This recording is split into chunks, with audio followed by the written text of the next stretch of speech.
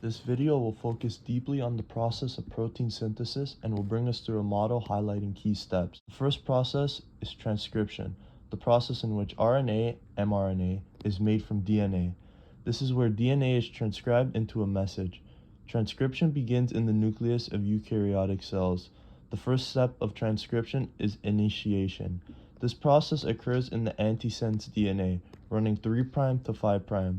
This is because of RNA, moving 5' to 3', and that nucleic strands run anti-parallel to one another.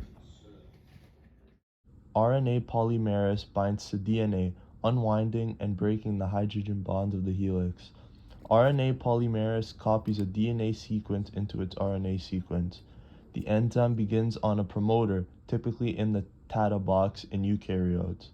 The enzyme recognizes the high thymine and adenine presence. Once bound to the antisense DNA strand, elongation begins, step 2 of the transcription process. Elongation involves copying DNA sequence down to the 5' end. The coding strand of DNA which is not being used contains that same nitrogenous base sequence as the RNA being formed, but uracil is in place of thymine. The third and final step of transcription is termination. When RNA polymerase acknowledges a termination sequence CCC, the mRNA falls apart from the antisense strand. Nuclear proteins bind to the site. RNA processing is the second process of protein synthesis. A 5' cap of the guanine is added to the 5' end of the mRNA molecule, and a poly A tail is added to the 3' end. This allows for safer transport of the mRNA molecule out of the nucleus.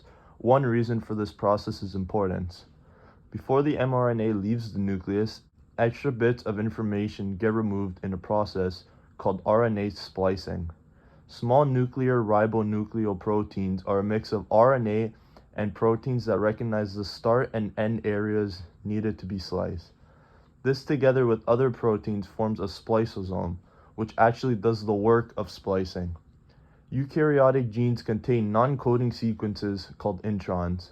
Splicing is key in removing the sequence of introns that form junk segments which do not code for working mRNA code. These introns are required to be removed before mRNA is matured. Intronic RNA is then recycled and undergoes a process to turn into microRNA. MicroRNA regulates gene expression. Coding regions called exons are fused together following intron removal. The final step of protein synthesis is translation. Mature mRNA strands that translate to build protein molecules make their way into the cytoplasm of the cell, where ribosomes lay. The ribosome is composed of a large subunit and a small subunit, where each exists independently. They then join together on the mRNA molecule. These subunits contain rRNA and tRNA. tRNA have ends that can read a codon, a 3-triplet code, in the mRNA through complementary base pairing. The other end contains an amino acid connected to it. They act as translators between nucleotides and amino acids. rRNA has binding sites on the ribosome that allows for interaction between mRNA and tRNA. Now that we know the general structure of a ribosome and the components it collects through protein synthesis, we can begin to understand the process of translation. The first step of translation is initiation. The initiation complex involves the 3 initiation factor proteins. tRNA binds to mRNA at the AUG codon, the starter site, on the ribosome's small subunit polypeptide site. The P site is where amino acid is transferred from tRNA to the growing polypeptide chain. Methionine will become the first amino acid of this larger polypeptide chain, made up of multiple peptide bonds that link amino acids. The A site is where the aminoacyl tRNA anticodon base joins the mRNA codon. Each amino acid is joined to the correct tRNA enzyme through aminoacyl tRNA. The anticodon is what contains the complementary base pair for the codons on the mRNA molecule. The A site is aligned with the second mRNA codon. The ribosome is ready to bind the second aminoacyl tRNA at the A site. The E site, exit, is where unoccupied tRNA resides before being sent into the cytoplasm to bind with other amino acids. Next, we have elongation, the second step in translation. Ribosomes move along mRNA in the 5' to 3' fashion.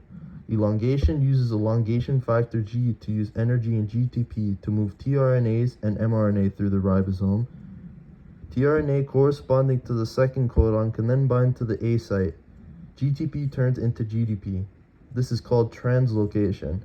Peptide bonds between the first and second amino acids are formed, and the ribosome shift causes tRNA to occupy the E site. A site is now empty, and the process repeats until all codons have been read and amino acids have been linked in appropriate order.